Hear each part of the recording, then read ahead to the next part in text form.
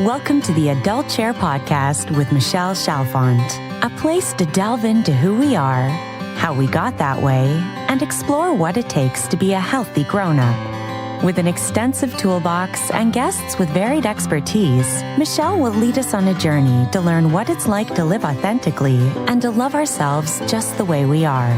And now, here's Michelle. Well, hello, everybody. It's Michelle Chalfant, and welcome to the Adult Chair Podcast. I cannot believe that we are in February already. I am kind of in shock about that. We did the Adult Chair Weekend Intensive that last weekend in January in Charlotte, North Carolina, and I must say, it was a phenomenal weekend. The venue, everybody loved, which I was thrilled about. It was seated right in the middle of a park and had water all around it and trees. And it was so wonderful for grounding and taking breaks and going outside. Everybody loved it. We just had a fabulous weekend. So thank you to all that attended. And I know we had a lot of people on the wait list. So I just want you to all to know the next Adult Chair Intensive will be in Nashville, Tennessee. We're working on April. So as soon as we have that venue, which hopefully will be this week, I will post it and let you all know. The other thing I'm thinking about is possibly coming to the UK this summer, maybe June. So I will keep you posted on that as well. We're working on leaving the United States and coming to some of these other countries because I hear from so many of you. So again, the UK, hopefully in June. All right. So today we are talking about transforming betrayal. I have a wonderful guest on today. Her name is Debi Silber, and we are talking about betrayal. Actually, she calls it post-betrayal syndrome, post-betrayal transformation. She has wonderful tools. She has done research on betrayal, how we transform our betrayal. We had a wonderful, wonderful conversation. Debi has so much training in betrayal, and I love that she has done research on this. In other words, what she's going to share with us today, it really works because she's done the research on it. Dr. Debi Silber is the founder of the Post-Betrayal Institute, otherwise known as the PBT Institute in New York, and is a holistic psychologist, a health, mindset, and personal development expert. She is an award-winning speaker, coach, and author of the Amazon #1 best-selling book, The Unshakable Woman: 4 Steps to Rebuilding Your Body, Mind, and Life After a Life Crisis. The Unshakable Woman-The Workbook, which is the companion guide to the book, as well as 2 books recommended by Brian Tracy, Marshall Goldsmith, and Jack Canfield. Debi has contributed to Fox, CBS, The Dr. Oz Show, TEDx, The Huffington Post, Shape, Self, Health, Working Mother, Forbes, Psychology Today. She's a wealth of information, obviously.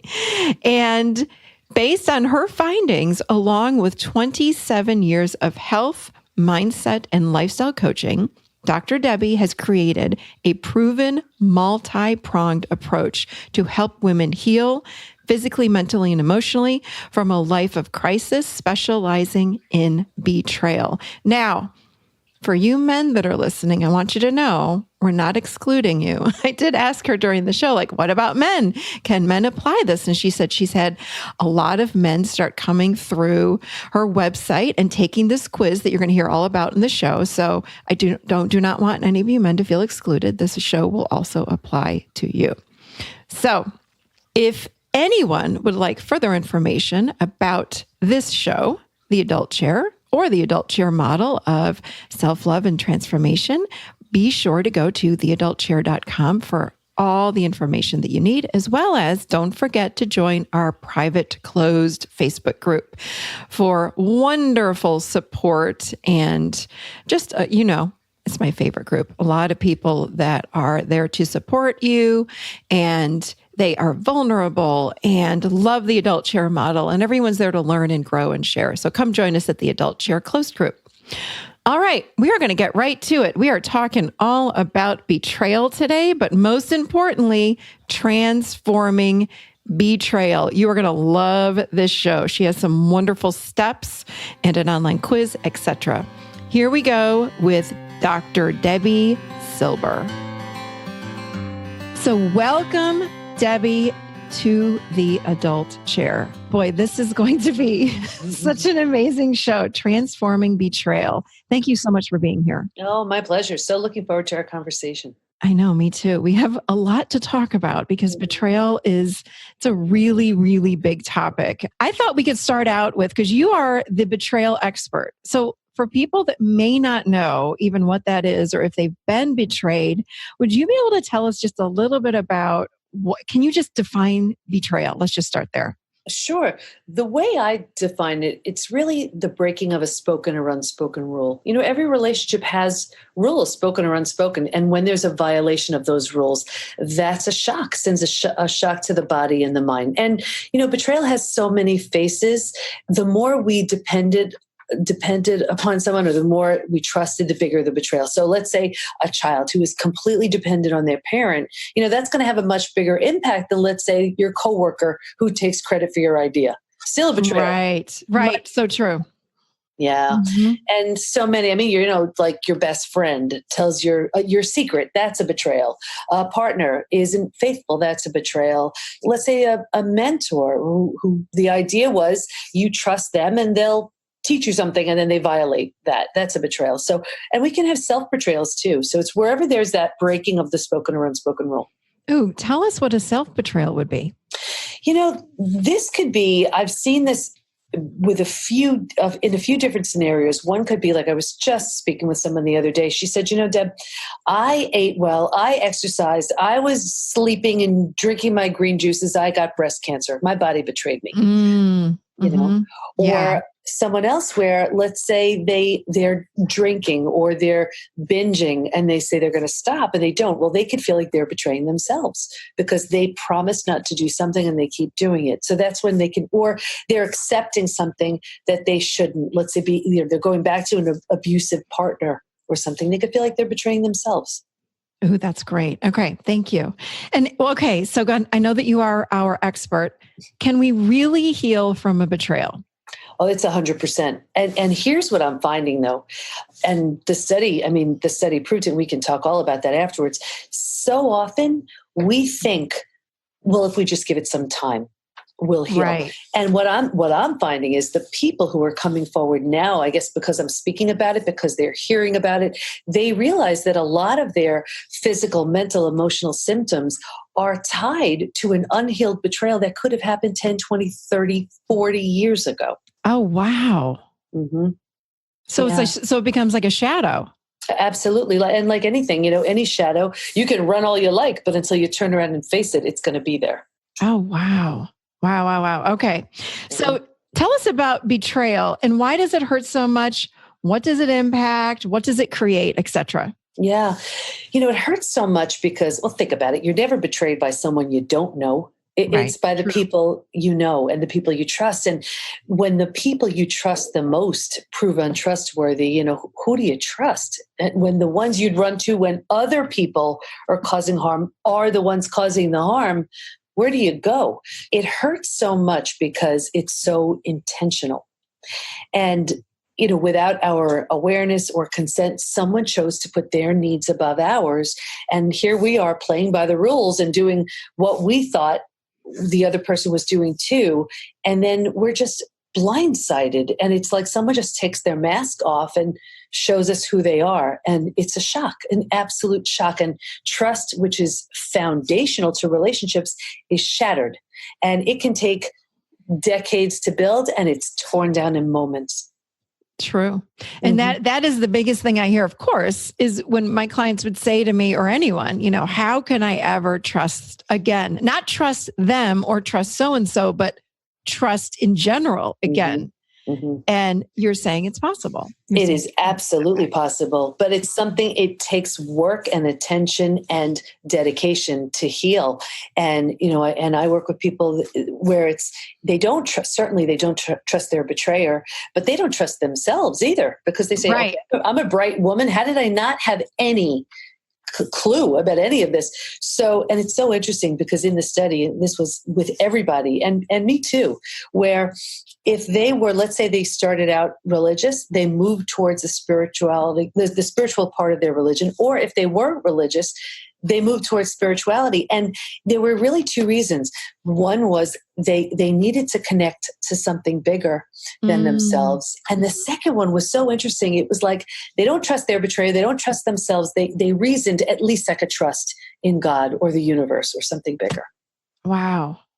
And I have people that ask this question too, like, is there a way that I could have caught it? Like, is there a way I could have sensed it? Or did I miss my intuition? Like, how did I miss this?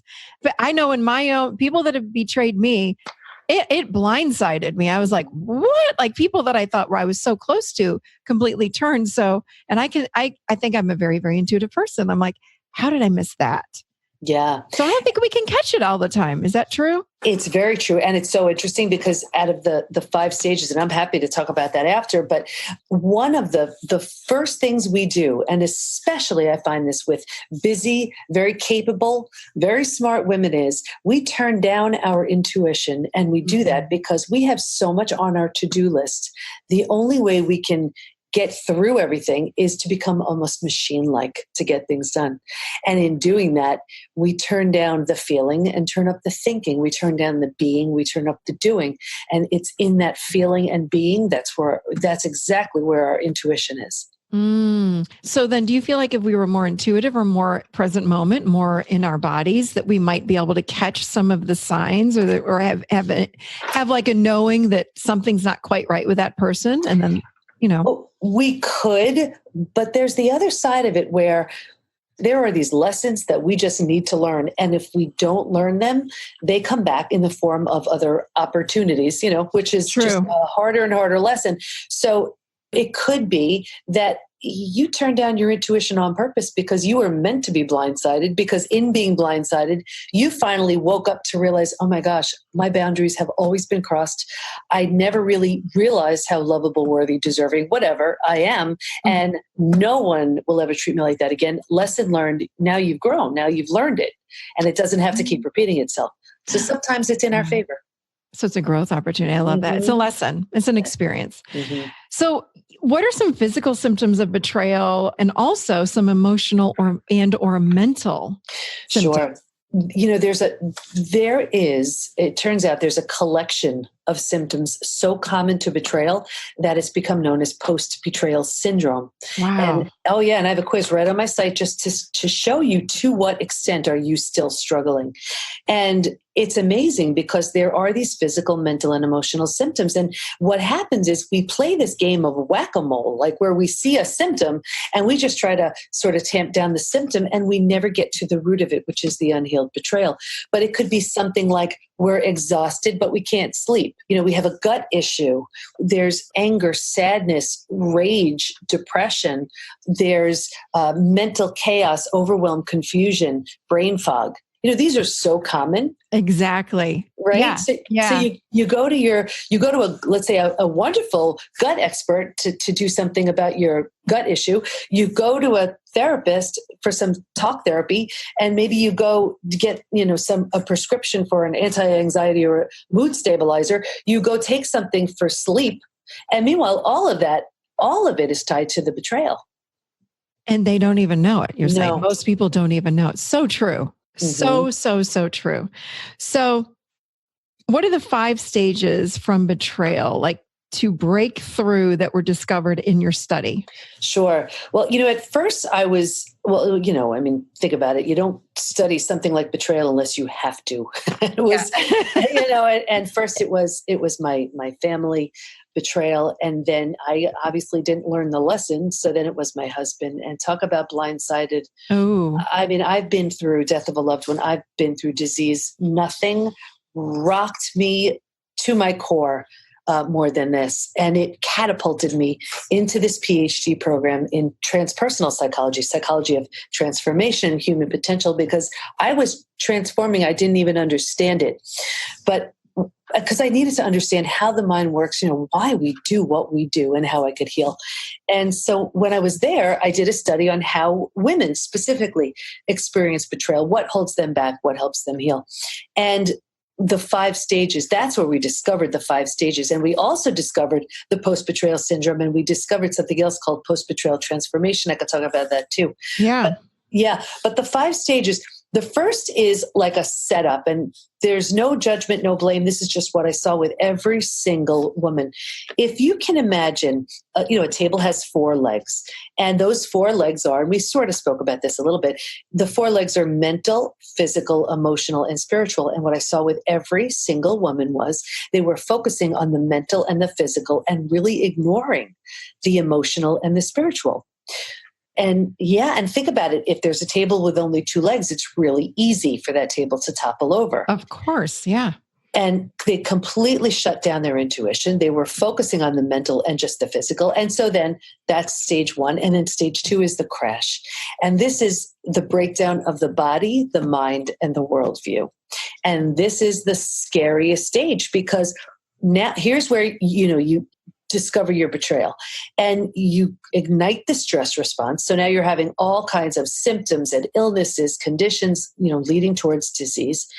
So you feel awful. Mentally, you can't wrap your mind around what just happened.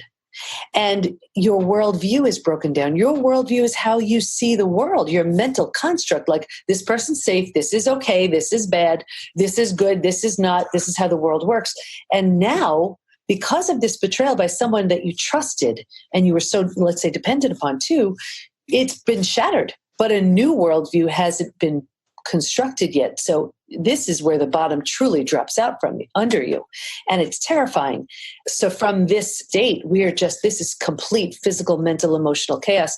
There was a woman in my study and she said, Deb, you know what? The best way to explain it is like this. Imagine every negative emotion you can have and then losing your child in a crowd. It's like that. Wow. Okay. Yeah. It's like you lose you're just so caught off guard. You feel punched in the gut. I mean, you can't make sense out of this. Mm-hmm. And that's stage 2. But think about it. If you were walking down the street and the bottom were to bottom out on you, you would do whatever you could to grab hold of whatever was nearby to survive. And that's stage 3. Stage 3 is survival instincts emerging. And this is a really practical stage. This is like, if you can't help me, get out of my way. How will I survive this? Where do I live? Who can I trust? Who do I need to speak with? How do I feed my kids? Like it is so totally practical. But here's the thing. I see women get stuck in this stage forever. That was my question. Mm-hmm. How long? I'm listening to you and I like these stages. Mm-hmm. How long do these stages last? And they're probably different for each person, I would guess, but. Mm-hmm. The biggest thing that I saw with everybody in the study was it's based on, if I had to say what's it based on the most, it's based on willingness. And it's based on your willingness to, like, there were 3 things I saw that held women back where they did not heal. And it was a willingness to accept their betrayal. And this could be from a coworker, from a family member, from a partner, anybody. If they were unwilling to face it, to acknowledge it, to grieve it, to, just say, hey, this happened and okay, let me move forward, they would not heal. Also, the ones who avoided and distracted or medicated, whatever it was, to make sure they didn't face it, to numb from it. I was going to say they're numbing. Yeah. That's all they're doing. I mean, that's what my TEDx talk was about, where, we're using food, drugs, alcohol, work, TV, keeping busy, reckless behavior, whatever it is, to numb, avoid. They didn't heal. And also, if there really wasn't a consequence to the betrayer, the betrayed didn't heal. Yeah, exactly. So if they got away with it, then it was harder for people to move forward. Sure. Okay. I'll tell you, the women who I studied, the ones who had the most physical illnesses, their betrayer had the least amount of consequence for what they did. Wow. Interesting. Yeah. That was so common. I saw that over and over. I would guess so many of us too, we get stuck in the victim and we just swirl around and around and around. And we can't get out of it. You're so right. And here's the thing too. We receive so many benefits from being a victim. Small self benefits, but think about it in an experience like betrayal. When you're the victim, well, you get to be right. That feels good. You get self-pity. You get sympathy from other people. You get someone to blame. You don't have to do the hard work of who do I trust? Who do I not trust? You're like, forget it. I won't trust anybody. You don't have to, you can justify inaction. I can't do that. Look what I've been through. Right? So you could justify that. You get a story. You get to build your case. Well, this happened when I was 7. This happened when I was 20. This happened, right? And you really, now here's everybody's going to get angry when I say this, but this is so true. You get to feed and fuel your addiction. Wow. And here's what I mean by that one. When you revisit your betrayal and you revisit it 100 million times, unless you're willing to do something about it. When you revisit that, your thoughts create feelings, create emotions. There's this like little chemical cocktail that's being released, gives you a little bit of a jolt. And we need that jolt, or we like that jolt. It gives us something. Yeah, and like feels good. Feels good. So like any cocktail, it can be addictive. So if we, all of a sudden we stop thinking about it and then we're triggered, or we think about it, there's that jolt again. So we have to give up. Now, of course, these are all benefits to the small self. We have to be willing to give all that up in order to move to stage 4 and 5. But when we do, the rewards blow the doors off of anything we receive by hanging on to those benefits. It's like false empowerment. By staying stuck in this thing. Yeah, it really is. Oh my gosh. Wow. So true though. It's like, it is an addiction. It's like being addicted to drama or anything else. It's giving us that high. So what is this post-betrayal syndrome? Yeah. Well, I'll even finish. If you want to know stage 4 and 5. Oh, I'm sorry. No, that's okay. I'm sorry. I'm jumping ahead. Yeah. Finish 4 and 5. All right. Because if you don't stay, and like, the beauty of what the study showed is also now we know what happens at every stage, physically, mentally, emotionally, and what it takes to move from one stage to the next. So let's say you do the work and you move from stage 3 to stage 4. Stage 4 is finding and adjusting to a new normal. Your old normal doesn't exist anymore. It's no longer an option. So it's like if you've ever moved your old house, condo, apartment, office, whatever, and you moved into a new one. It's not cozy yet. You don't have your stuff there yet, but it's going to be okay. In that belief that, okay, here's where we're going to get a fresh start, where this is new, this is different, but I'm going to make it okay. You tell the stress response, you know what? I'm doing a little bit better, and we don't need to stay ignited anymore. And just in that one move right there, you stop breaking down the body. And you still don't quite have the bandwidth yet for your own self-care, but you're working towards it. And then once you've adjusted to that new normal and you feel okay there and you're making it work, and you do the other work that goes along with that, you slowly move into the 5th most beautiful stage. And this is healing, rebirth, and a new worldview.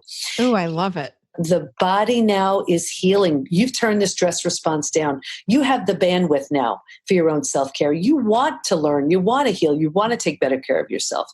There's a new you that's been birthed based on what you've become, based on what you've been through.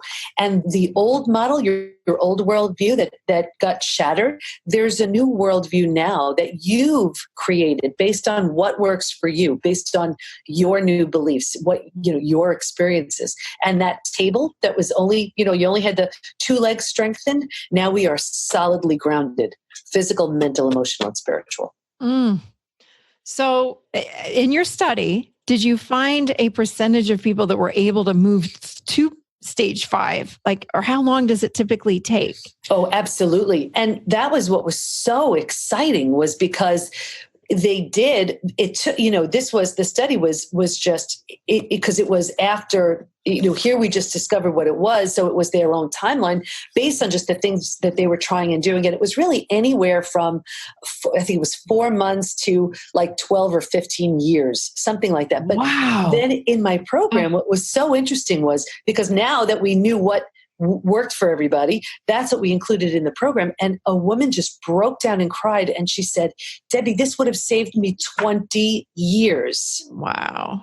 Because it's like if you ever see those little kid rides, like at an amusement park or something, like it's on a little track. As long as you're willing to sit in that seat on that track, it will gently and predictably move you forward and to the end of that ride. So now that's all we're doing. We're saying, okay, now we know what it takes. You're in this stage 2 or stage 3.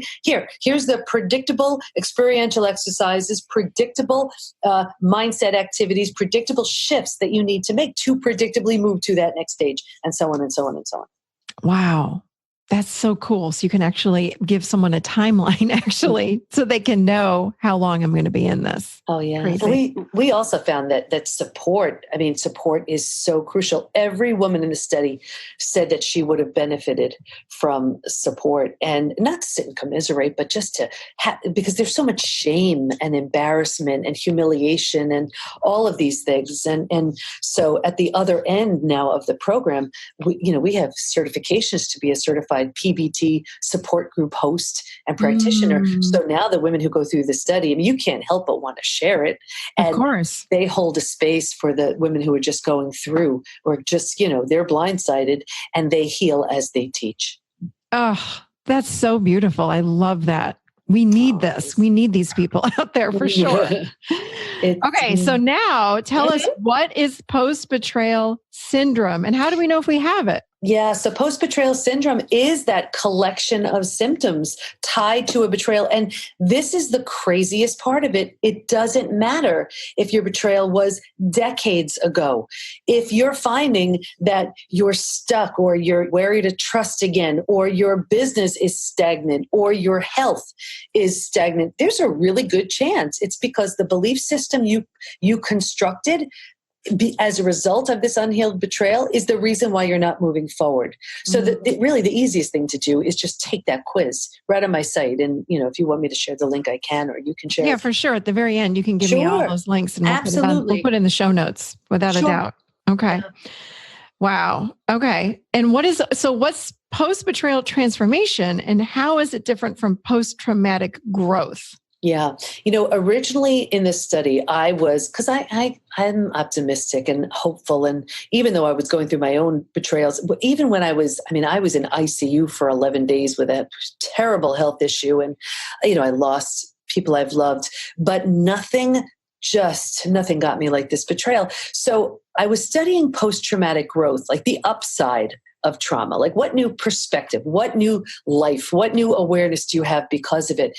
But being through my own life crises, betrayal just felt so different. But I didn't want to assume that was the case for everybody. So I brought it back out to all my study participants, and I said, if you've been through other life crises besides betrayal, does this feel different? Does healing feel different to you?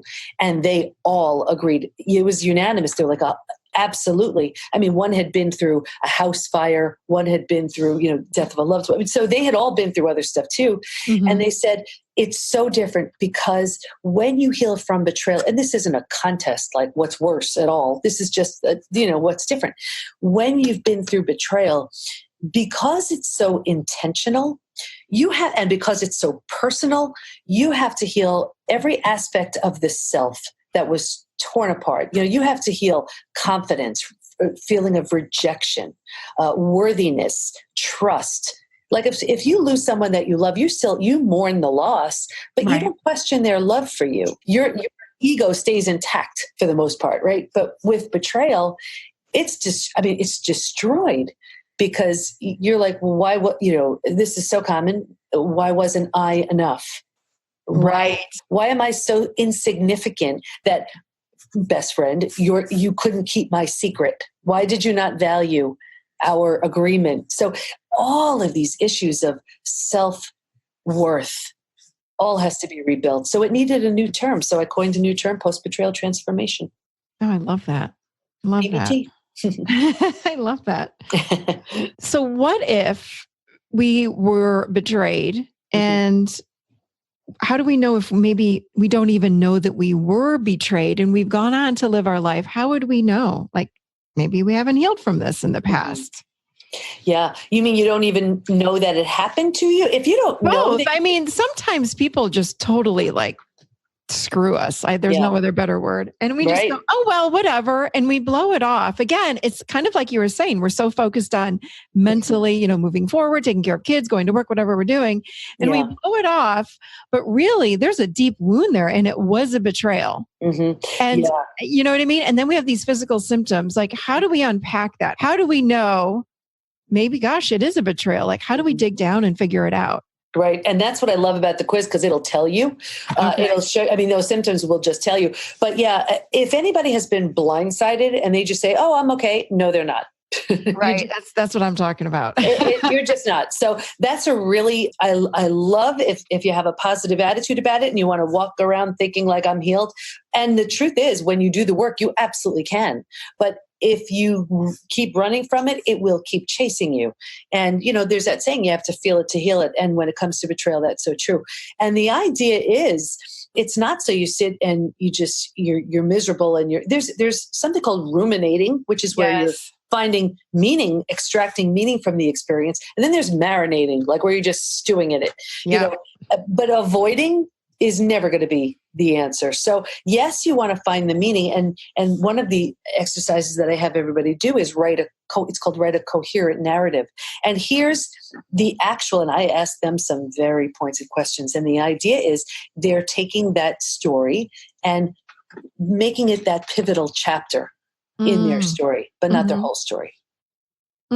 So writing like an empowering story, you're saying something like that. Well, they're identifying everything that happened. They're really extracting like what was the lesson learned, what were the benefits, and that's a hard thing. Like benefits, someone just screwed me over so badly. Benefit, yes, there are. Yeah, because if it taught you never to accept whatever again, or that you are so worthy and deserving, then it was a beautiful lesson. I mean, that's what I experienced, where I have a completely new marriage now that I never would have had that not happened. Would you be willing to share a little bit of your story? Because you've referenced it a few times and you've piqued my interest. Sure. Wait a minute. What if you don't mind? Yeah, no. And I know the more I share it, the more people heal. So it is. It's so true. It's so true. It's so interesting, because for a long time, I wasn't willing. It was just so painful. And I remember, I forgot what thought leader said it, that your experience without the pain is wisdom. And I remember thinking, I want to get to that place of wisdom before I start talking. Right. Because then I can speak from a different place. And with my own experience, I was transforming so much. And truly, it has to be that the old you no longer exists. And I talk about the idea of death and rebirth. And this is the old you, the old relationship, the old everything no longer exists. And that's only where transformation can happen. But I saw that with my husband too. And at first, of course, I didn't believe it. But my kids were like, Mom, he's so different. And I was willing to lose everything. I was like, all right, let me just see what it's like now being a single mom and being on my own and with my kids. And he lost everything. And I guess that was the shock he needed to wake up. And I needed my shock. And I also remember, I saw a spiritual counselor at the time who said, Debbie, you have no idea how you planned this. Yeah, could you imagine hearing something like that when you're like in the throes of like the biggest heartbreak of your life? And she said, you needed something so catastrophic to crash and burn so you could heal and teach from a deep place of knowing. And this is going to be your message, and you're going to have this center, and you're going to write these books. And I'm like, yeah, right. Well, everything she said has happened. And for my husband too, he absolutely is so different. And I believe it's only because the consequences were that big. Wow. And I really agree with you. I feel like when these things happen to us, it's always to make us stronger. And I think we do plan a lot of this out ahead of time from a soul perspective. Like if this happens, then I'll be stronger. But when we get so lost in the story and fall into victim and all of these things, it's like we can't see what's true. So, wow. That's incredible. Yeah. And I know this is not the case for everybody. And with a lot of people, there's not an opportunity to have a second chance at that relationship. And, I even remember, because I was trying to heal any which way I could. And I saw a forgiveness coach. I didn't even know they made those. And I saw this forgiveness coach, and she said, what's so interesting, Debbie? Everybody marries, of course, for love, but safety and security the first time around. Then they get divorced. Then their next relationship is all about helping each other grow. I have never seen these two types of relationships with the same people. And I think that was because we both woke up. I was completely different. And I remember thinking to myself, if I am so unlike the version of me that I was, who am I to say that he's not totally different too? And through the help of he saw somebody too, and a very intuitive person who became a dear friend. And I mean, his first visit with him, he walked in and and this guy looks and he goes, "Oh my God, you were such a," I won't even say the rest.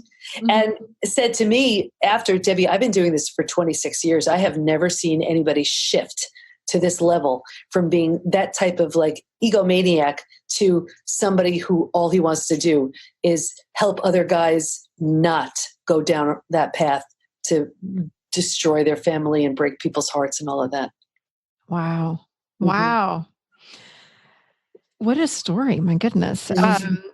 So you talk about that we can either prevent or heal from a life crisis. And so what do you mean from that? How can we prevent? I'm really curious about that. Yeah, we can try. And that's through, there are healthy ways of preventing a life crisis. And that would be like listening to the podcast like yours, and eating healthy and exercising and nurturing your relationships and being with like-minded friends and sleeping and all that kind of stuff.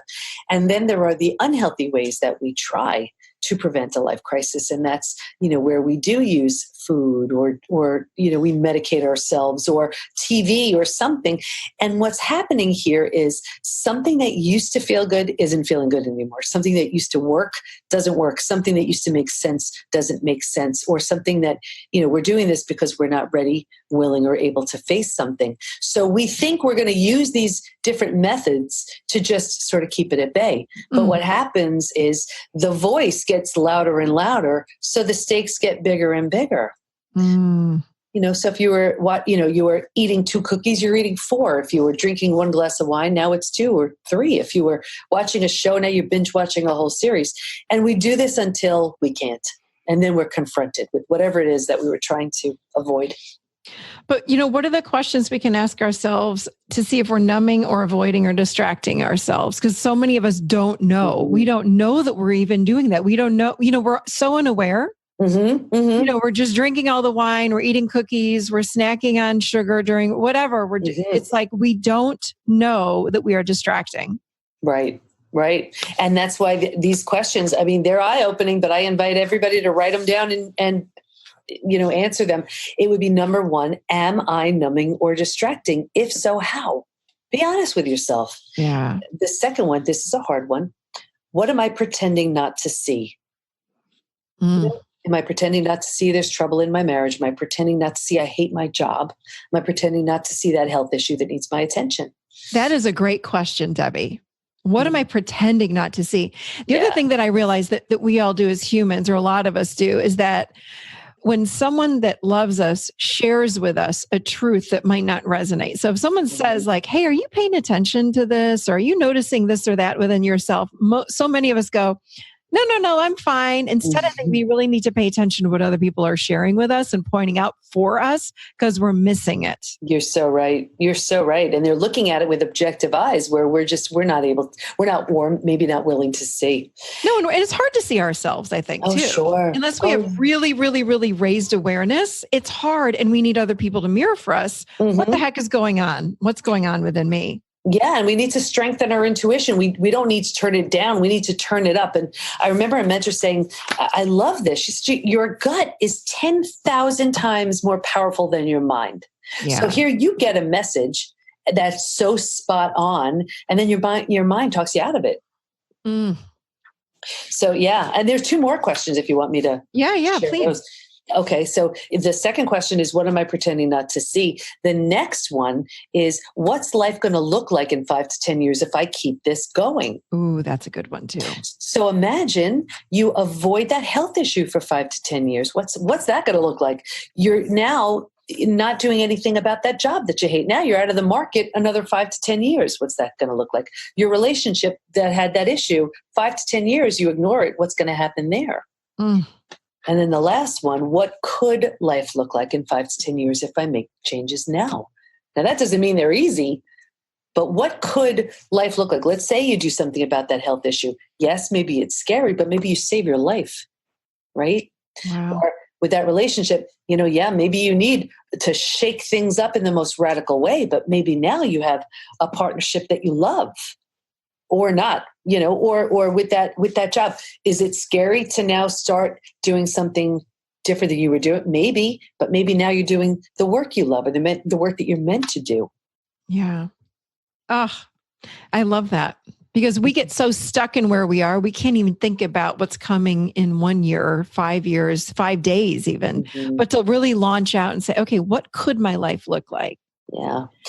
And that's the thing. I mean, crisis does it for us, or I have something that I teach called a self-induced life crisis. And this is where we bring it on. And the universe wants change. Either you change or something will happen to change for us. Yeah. This is all such great information. I love it all. I think you've already answered this, but what do we need to do to move forward to heal from a betrayal experience? I think you've answered that already, though. My last question for you. You have to acknowledge it. You have to acknowledge it. And even if you have some symptoms, see if they could be tied to, back to that betrayal. But the first step is seeing what it was. And if you do not learn the lesson you were supposed to learn, it will only get louder and louder. Like here's an example. I was working with a woman and she just went from just one horrible relationship to another. And it just gets worse. Because there is this lesson that needed to be learned and she just refused. And when we don't do the work, we're counting on somebody else to fill that need. And it's got to be within. It just has to. So nobody on the outside could ever fill what we need to fill on the inside. And so then what happens? Of course, the mother of all betrayals. And then she said, I will never accept this again. When I see this, that's a red flag. I will only do whatever again. Lesson learned. Beautiful. Now that lesson and that the betrayer, that was a gift, because look what she learned because of it. I have a question for you. So it sounds like, or I'm wondering if you found a correlation with this. The stronger the self-esteem or the higher the self-worth, was there a correlation between those two things and the willingness to move on through this betrayal and start really transforming yourself? That's such a great question. I would say, because I'm looking at the women I studied, and it seemed like a low self-confidence was one of the reasons why, because they all said, I kind of thought something wasn't right, but I just didn't pay attention or whatever. And with more confidence, maybe they would have caught something, they would have spoken up, they would have, or they wouldn't have accepted, something once they found out about their betrayal. Confidence has so much to do with it, So yeah, it's definitely healing from betrayal. It's a force. I mean, you need support because it takes a tremendous amount of work. And if you don't think you have the ability or the strength or the confidence, you're going to stay with all those small self benefits that we talked about earlier, because you're looking at it like, well, I'm getting all this pity and all this just self-pity or whatever I'm receiving. And you think that's as good as it's getting. But someone with confidence says, screw that. I want something so much more. Exactly. So so it's true then people with higher self-confidence or self-esteem might, I don't know the word I want to use, transform from this, or I guess stay in the story less and less than somebody that would have. Am I making sense? Like, yeah. If I have a lower self-esteem, let's say, or I don't feel very good about myself, I might circle the drain and stay in my victim a lot longer than somebody that really loves themselves and says, I'm destroyed by this, but you know what? I know I can move forward. And Yeah, no, absolutely. And also it's that, and it's when the pain of where you are gets worse than the fear of the unknown, that's when you jump, and that's when you're willing. Yeah. So I asked you this in the beginning, I think, but I want to ask you again. So obviously we can trust again, but is there some magic thing that we need to do in order to trust again? Because I do get asked this question quite a bit. Like, I'll never be able to trust anybody again because the closest person in my life hurt me so badly. I am done. Mm-hmm. Yeah, you absolutely can. And I'm living proof. I'm not saying it's easy. I look at trust like a brick wall. It could take 40, 50 years to be put up brick by brick by brick, taken down in moments. So how is it put up again? Brick by brick by brick. And it's not a magical thing that all of a sudden one day that brick wall is built again. It's not. It takes time. And I really recommend, you may have to start so small with something like, can I trust that the sun will rise each day? And when you see, well, you know what, let's just see, because I don't know. And then you see that it does, you could at least trust, okay, that's okay. Now, can I trust myself if I say I'm going to do something and then I do it? And then you start building trust in yourself again, or you start having, just trusting your intuition a little bit more. And when you've built trust in something so small, and then you've rebuilt trust in yourself, then your BS meter is a little bit stronger, your intuition is sharpened. And then you can start sniffing out, can I trust this person? Can I cautiously, but carefully trust this person? Because if you just decide, and you have every right to decide whatever you want, but if you decide, I've been betrayed, I'm never trusting anyone again, that's a half-lived life. Exactly. Yeah. You deserve so much more. So is it scary? Yes. But can you do it? Of course, just carefully. And it takes time. I like that you're starting out with like, is the sun going to rise? Is this going to happen? It's not having anything to do with another human. And then you move to yourself. Can I trust that I'm going to follow through? And then you start trusting other people. I like that. That's really good. Slow and steady. Slow and steady, one day at a time. Yeah, absolutely. This was awesome. Is there anything else that you'd like to add?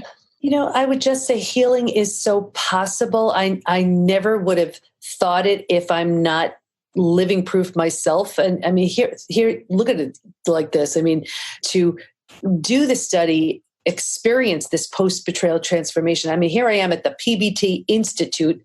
This never would have happened had that not happened. My business is entirely new. Everything I'm doing is entirely new, all because of the biggest crisis that ever came my way. So it's when you take that hardest lesson and you use it for good, because I look at it like otherwise, you just took a hit for no reason. And maybe it's selfish, but even with my own betrayal, I said, it's not even enough for me to rebuild my marriage and my family. If I'm going to heal from the injustice of something that is so totally wrong to me, I'm going to help heal as many women on the planet as I can. So it's just so possible. So do you also work with men? Because I've heard you say women. Do you work with men that have also been betrayed? It's mostly women, but it's so interesting you say that because recently so many men have been taking the quiz. So I'm starting with women only because that's what the study was about, and men may experience it a little bit differently, but I'm looking at their quiz results and their scores, and they're scoring just as high, if not higher than a lot of the women. So they're absolutely struggling too. Yeah, because I would think a betrayal is a betrayal if you're a man or a woman. So, okay, great. Yeah. So we can send both men and women to the quiz. Yes, that's good. Sure. All right. Well, gosh, this was amazing. Much needed information for all of us. So thank you so much for sharing with us today. Oh, thank you. So where can people find you? Where is this quiz? Tell us. Just go right to, it's PBT as in post-betrayal transformation, pbtinstitute.com/quiz. Okay. And is there anything else that you wanted to share with us as far as where people can find you? Yeah, I would say just go there. And really, I mean, I know how heartbreaking and soul crushing this is. Some days you feel like you can't even breathe. I get it. But healing is not only possible, now it's predictable. Awesome. Well, thank you. Oh, thank you, Miss Debi. This was great. Thank you. Thank you for helping us to transform our betrayal today. And everybody go to this website, pbtinstitute.com/quiz and take that quiz. All right, Debi, thanks so much for joining us today on The Adult Chair. Oh, thank you. All right, everybody. I told you that was going to be a great show. Debi obviously knows her stuff about betrayal. She was amazing. And don't forget, go to pbtinstitute.com/quiz to take her quiz. And her website is a wealth of information, so be sure to check her out. And for more information, again, on the show, go to theadultchair.com and hit us both up on Instagram. We'd love to hear what you think about this show. Let us know. I am at Michelle.Chalfant, CHALFANT, and of course, Debi Silber. Go check her out as well. And I thank you so much for listening to the show. And I will see you seated here in the Adult Chair next week on Valentine's Day. I'll see you next week. Have a beautiful week, everybody.